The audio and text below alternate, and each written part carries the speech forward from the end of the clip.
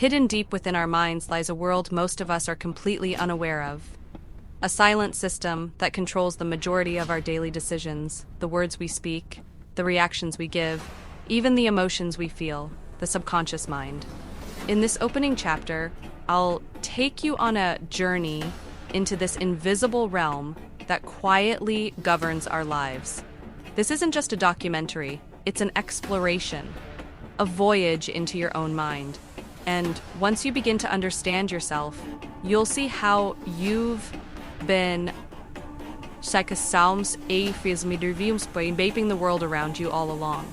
The subconscious absorbs every experience like a sponge, especially in our childhood, the events we live through, the words we hear, the fears and joys we feel fall into our mouth, all leave deep imprints. These imprints eventually shape who we become, what we like or dislike, and even whom we choose to love or trust. Ask yourself this: am I truly making my own choices, or am I simply acting out a script written years ago in my mind? In this series, we'll search for that answer together. Let's walk through the hidden alleys of the mind. If you're ready, your inner journey begins now.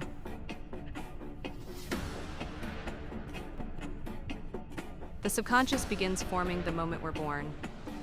Even though we can't speak, think logically, or remember clearly at that stage, we absorb every signal from our surroundings. Sounds, facial expressions, touches, they all leave an imprint on our subconscious.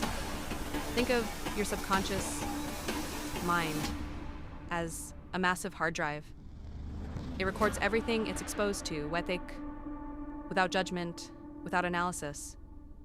While the conscious mind filters information, the subconscious accepts it all unconditionally. That's why early childhood traumas, fears, affection, or neglect can shape how we behave and relate for the rest of our lives. The subconscious doesn't speak in words. Its language is made of symbols, imagery, and emotions. That's why our dreams are often abstract and confusing. They are the subconscious mind's way of communicating with us in its native tongue. Freud described the subconscious as a graveyard of repressed desires and forgotten memories. Jung viewed it from a more collective lens, emphasizing a shared subconscious that connects all of humanity.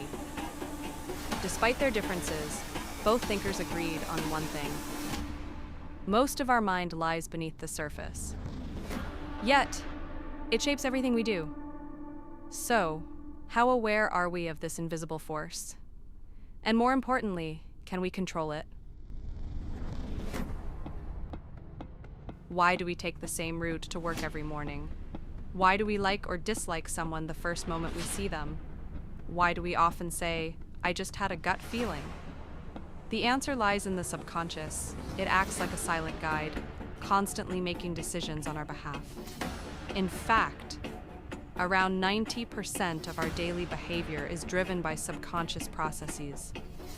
This makes actions like thinking, deciding, and judging almost instinctual. A criticism you received as a teenager may turn into stage fright years later. Or a tone of voice you loved as a child may make you trust someone today. The subconscious uses everything it has recorded in the past as a reference point to shape your present. The advertising industry knows the power of the subconscious all too well. Colors, sounds, scents, even logos, they all target the subconscious mind. Because marketers understand a simple truth: consumers decide with emotion, not logic. So the subconscious is not just an archive of the past, it's the hidden architect of today. Every choice, every emotion, every "why did I feel that way?" carries its signature. Sometimes we don't know why we avoid certain people. Some situations suddenly make us anxious or uncomfortable, yet we can't explain why. This is where the subconscious steps in, because everything we don't consciously remember still lives there. The subconscious is like a graveyard of repressed trauma. The brain pushes painful experiences we cannot cope with into the subconscious. But these memories don't disappear. They're simply buried. Over time, they may resurface through triggers such as a smell, a sound, or a word. These hidden memories can manifest as panic attacks, anxiety, sudden bursts of anger, or even psychosomatic illnesses. In some cases, they influence a person's decisions, relationships, or even career choices. In short, the shadows of the past shape our present. According to Sigmund Freud, the founder of psychoanalysis, everything repressed wants to return. In his famous words, "What is pushed into the subconscious will one day return as physical symptoms." Thus, every journey into the subconscious is a journey into the self, and though it may be painful, it leads to transformation. The subconscious is like a backstage program directing our lives. The good news is, it can be changed. Much like updating software, the belief systems, fears, and habits buried deep in our minds can be restructured. The first step begins with awareness. Without shining a light into the dark corners of the subconscious, we can't know what lies there. Mindfulness meditation, conscious reflection, and journaling are powerful tools to spark that first light. The second step is acceptance. Instead of rejecting the negative patterns within the subconscious, we must observe and accept them, because only emotions that are accepted can be transformed. In the third step, we begin the process of reprogramming. This can be achieved through affirmations, hypnotherapy, or conscious visualization techniques. For example, the belief "I am not enough" can be replaced with "I am worthy and capable of directing my life," not only on a conscious level, but also deep within the subconscious. Finally comes action. New belief systems must be reflected in our lives. Even through small steps, this transformation must be made tangible. Otherwise, the change remains just a mental fantasy. Remember, the subconscious doesn't speak in words, it speaks in repeated emotions. Watch which emotions you repeat, because they create your new reality. Dreams are letters written in the language of the subconscious. The emotions silenced during the day. The repressed fears and hidden desires come to life at night. The dream realm is the uncensored theater of the mind. According to Freud, dreams are symbolic expressions of repressed desires. Jung, on the other hand, viewed dreams as not only personal, but also representations of the collective unconscious.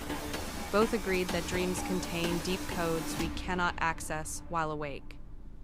Through dreams, the subconscious sends us messages, but they are rarely straightforward. Instead, they come cloaked in symbols: rising, falling, flying, running, being chased. Each one represents a unique internal state. Understanding dreams begins by taking them seriously. Writing them down upon waking, analyzing recurring symbols, and focusing on the emotions felt during the dream can open the doors of the subconscious. Additionally, lucid dreams, becoming aware during the dream, offer a powerful way to interact with the subconscious consciously. In such states, one realizes they're dreaming and can even direct the course of the dream. This turns the dreamer into an active participant, not just a passive observer. Dreams are not foretelling the future. They're a compass to help us understand our inner world.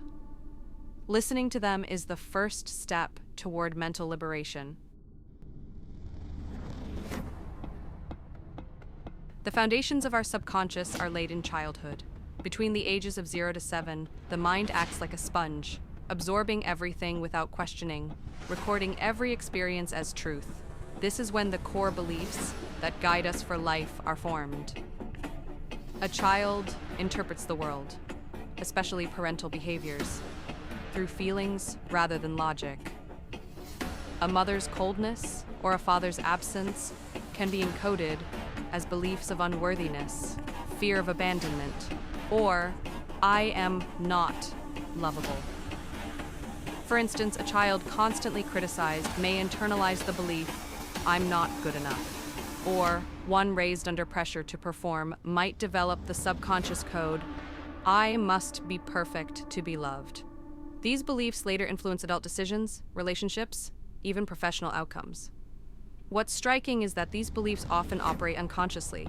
A person may not understand why they attract the same toxic relationships or sabotage themselves, because the root lies deep in the subconscious. The subconscious clings to old patterns in an attempt to protect us. But transformation begins with awareness of these core beliefs. By questioning them, understanding their origin, and building new belief systems, we unlock true mental freedom.